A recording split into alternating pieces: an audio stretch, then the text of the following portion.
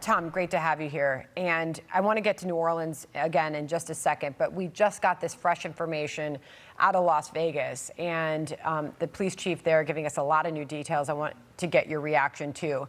He characterized what they're learning on the ground there in Las Vegas as a suicide with a bombing that occurred immediately thereafter. They're not aware of any other subjects involved in that case, while they are aware of the similarities to the person who carried out the attack in New Orleans. They are not able to directly tie these two events together. They have no evidence that they are tied together, but they do not believe any further threat from that particular incident is out there at this time. What was your reaction to what you heard? Well, look, I think the further the investigation goes, I think they are going to find a connection between the two incidents. But look, they're both suicide events. The man in New Orleans certainly had no plans to going home for getting out and trading gunfire with law enforcement. So I think both these men realized they weren't going home after this event. But the threats aren't over. I've been on this network for 4 years talking about the threats coming across our southern border. And, you know, we got a record number of known gotaways. Over 2 million people enter this country. We don't know who they are or where they came from or what their purpose to come to this country.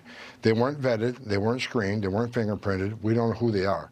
And since the Border Patrol and CBP arrested over 300, well over 300 people on terrorist watch list, how many of that 2.2 million who escaped apprehension, who escaped vetting, who escaped fingerprinting came from a country sponsoring terror? Even Christopher Wray, the director of FBI, said numerous times under testimony in front of Congress that this is the biggest national security vulnerability he's seen. I agree with him. So we're not out of the woods. This country is in grave danger. We need to secure that border. And despite what's happened the last 2 days in Las Vegas and in New Orleans, this administration is not stopping. They're still releasing thousands of people every week through the CBP One app, the CHMV program, and Border Patrol continues to release people in this country without proper vetting.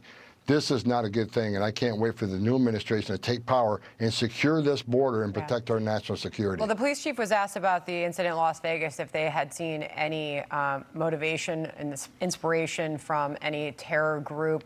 They had not identified anything there yet, I should say, at least. They said they're very heavily still in the middle of that investigation.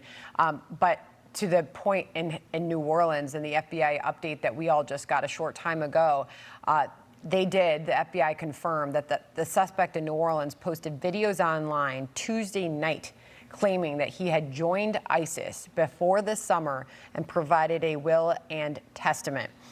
So they did confirm that he was indeed inspired by that terror group to carry out that vicious, violent, heinous act and attack there in New Orleans.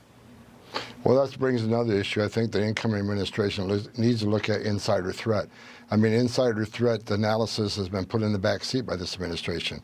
If we got 2 people who served in the military that were that committed these terrorist acts, we need to really dig down into insider threat in our military, in our federal service, whether it's the FBI, whether it's other agencies, whether it's the military. Insider threat's a big issue, especially in our industry that has infrastructure responsibilities. We need to drill down and find out about this inspiration and what insider threat is currently in the United States government, military, and in the United States government service, and address them right away. We got to address insider threat. We have to. We can't let this go on any further. Tom, just to circle back there, you said earlier, and you just referenced again a terrorist connection there in Las Vegas. The police chief said they haven't identified that, but to your point, you said you believed as this investigation carries out in Las Vegas that I believe you just said you believe they will find a connection. Do you have any other information, or have you been privy to any other information other than what we just directly heard from the police there in Las Vegas? No, I don't. This is a gut feeling. I've done this for 3.5 decades. I just think there's too many similarities, too much coincidence. I think something down the road they're going to show there's some sort of connection, whether it's they got whether it's some same network or where they got the tools to pull these terrorist attacks off. I just feel like there's going to be something down the road, and I could be wrong. It's just a gut feeling I have. Got it.